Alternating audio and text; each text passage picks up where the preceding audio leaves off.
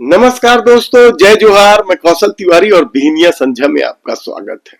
सत्ता की नौटंकी नई नहीं है। ऐसे में जब स्वदेशी का संकल्प को लेकर रैली निकाली गई, उसे लेकर कई तरह के सवाल उठे कि स्वदेशी का चोला विदेशी है झोला। स्वदेशी का संकल्प या सिर्फ दिखावे का विकल्प? राष्ट्रवाद क्या सिर्फ भाषणों की थाली पर परोसा जाएगा? ये सवाल तब बड़े हो गए जब स्वदेशी संकल्प दौड़ हुई, लेकिन चर्चा दौड़ की नहीं, उससे ज्यादा नेताओं के विदेशी ब्रांड की हो रही है। संकल्प स्वदेशी था, लेकिन टंकराम वर्मा का टी शर्ट, सात समंदर पार की कैप और सेलिब्रिटी अनुज शर्मा भी विधायक है धरसीवा के, प्यूमा की रफ्तार क्या इस स्वदेशी की दौड़ को अपने मुकाम तक ले जा पाएगा? ऐसे में सबसे बड़ा सवाल तो यह है कि स्वदेशी का संकल्प क्या जनता के लिए है, और नेता विदेशी ब्रांड से अपने को चमकाते रहेंगे। जनता खरीदे तो एंटी नेशनलिस्ट और माननी पहने तो सुविधा। गजब का खेल इस डबल इंजन की सरकार में चल रहा है। देश के प्रधानमंत्री नरेंद्र मोदी ने भी स्वदेशी का जुमलेबाजी तब शुरू किया जब अमेरिका ने घुड़की दी टैरिफ बढ़ाने के लिए, यानी ट्रंप के डर ने एक बार फिर भारतीय जनता पार्टी और आरएसएस को स्वदेशी की तरफ मूव कर दिया। नहीं तो 10-11 साल तक देश के प्रधानमंत्री नरेंद्र मोदी विदेशों में दौरे कर करके वहां की कंपनियों को आमंत्रित करते रहे, वहां के प्रोडक्ट को आमंत्रित करते रहे और वहां से सामान मंगाने को लेकर भारी छूट देते रहे। चीनी सामानों को लेकर सत्ता के पहले और सत्ता के बाद क्या रवैया रहा है यह किसी से छिपा नहीं।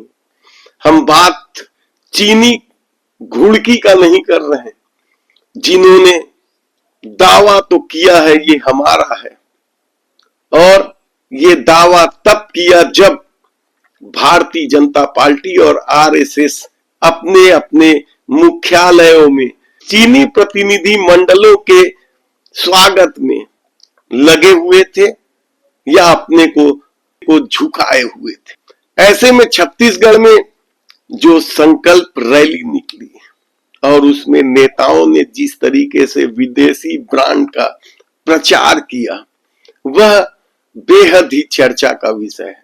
जबकि छत्तीसगढ़ में ना तो बुनकरों की कमी है और न ही उनकी आर्थिक दशा बहुत अच्छी है। बुनकर समाज लगातार सरकार से मांग करते रही है, लेकिन सत्ता से जुड़े लोग भाषणों में तो स्वदेशी की बात करते हैं और खुद विदेशी ब्रांड की सुविधा उठाते हैं।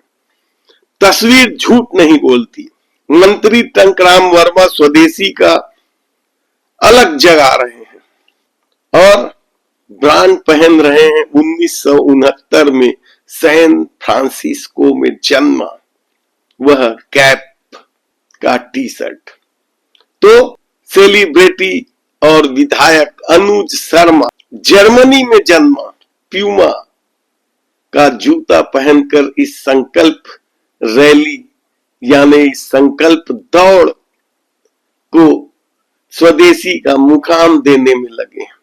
क्या यह भाजपा का नया राष्ट्रवाद है? जनता के लिए स्वदेशी और खुद के लिए ब्रांडेड विदेशी सामान। कांग्रेस ने इस पूरे मामले को पाखंड की दौड़ कहा है और ये मौका भारतीय जनता पार्टी के सरकार में बैठे लोगों ने ही दिया है। अगर संकल्प सच्चा है तो उसकी शुरुआत घर की अलमारी से होनी चाहिए। स्वदेशी का राग सिर्फ चुनावी जुमला नहीं, भारत की आत्मा होनी चाहिए। और ऐसा नहीं है कि विदेशी ब्रांड को लेकर टंकराम वर्मा या अनुज शर्मा ही स्वदेशी संकल्प दौड़ से नजर आए। याद कीजिए, इससे पहले देश के प्रधानमंत्री नरेंद्र मोदी के ब्रांड प्रेम को लेकर किस तरह से देश में चर्चा रही है। और अब इन स्वदेशी का राग अलापने वाले नेताओं को भी समझ लेना चाहिए कि जनता की नजर अब सिर्फ इनके भाषणों पर नहीं होती या चेहरे पर ही नहीं होते, बल्कि पहनावे और चाल चलन पर भी होती है। ऐसे में विदेशी ब्रांड के साथ जो स्वदेशी का संकल्प दौड़ भारतीय जनता पार्टी कर रही है, वह जनता को कितना प्रभावित करेगा, यह देखने की बात होगी। अभी छत्तीसगढ़ में जिस प्रकार शीतलहर पड़ी, कड़ाके की ठंड पड़ रही है, घर में भी हम अपनी माता का और बड़े बुजुर्गों का ख्याल रखते हैं। वैसे ही वृद्धाश्रम में जो रह रहे हैं, अभी हमारे समाज के हिस्सा हमारी माताएं हैं, हमारे पिता तुल्य हैं यहाँ पर, तो इनका भी ध्यान रखना हमारा कर्तव्य बनता है। इसको देखते हुए आज हमने यहाँ पर श्यामनगर वृद्धाश्रम में आके कंबल, चादर और इनसे पूछे भी कि इनको किसी प्रकार की कोई वस्तु की आवश्यकता है, तो वो भी हम इनको ला के देंगे। इनकी सेवा करना हमारा परम सौभाग्य है। ये हमारे बड़े बुजुर्ग हैं, या राजनीति से अलग हट के है। ये हमारा उद्देश्य समाज सेवा करना है, ताकि समाज में जो हमारे लोग रह रहे हैं उनको भी प्रेरणा मिले। और हम तो निवेदन करते हैं उन लोगों से जो जाते हैं वो यहाँ आएँ, इन माताओं को दें, और सभी लोगों से आग्रह करते हैं कि समय-समय पर इनकी मदद करते रहें। इसी को देखते हुए आज हमने यहाँ पर कंबल वितरण किया और आगे भी निरंतर इनकी सेवा के लिए हम जो भी इनको ज़रूरत की वस्तु हो वो देते रहेंगे। नेता बड़े-बड़े फ्लैक्स के माध्यम से अपनी वाहवाही बताते रहते हैं, कुछ काम होता जाता नहीं है, लेकिन बड़े-बड़े फ्लैक्स में रात-दिन दिख रहे हैं। आप एक अदने से कार्यकर्ता हैं और ये सेवा भाव आपके मन में कहाँ से आया जी? बताएं, थोड़ा जनता जानना देखिए, कांग्रेस पार्टी की जो नींव है, जो विचारधारा सेवा भावना से ही बनी है। चाहे महात्मा गांधी, पंडित जवाहरलाल नेहरू जी, इंदिरा गांधी जी, राजीव गांधी जी, सोनिया गांधी, राहुल गांधी जी, प्रियंका, ये सब लोग शुरू से इनकी त्याग, तपस्या और बलिदान, ये देश के अंतिम पंक्ति के जो आखिरी व्यक्ति है, उस तक के फायदा पहुंचाने को ही सच्ची कांग्रेस की पार्टी की समर्पित भावना है ये।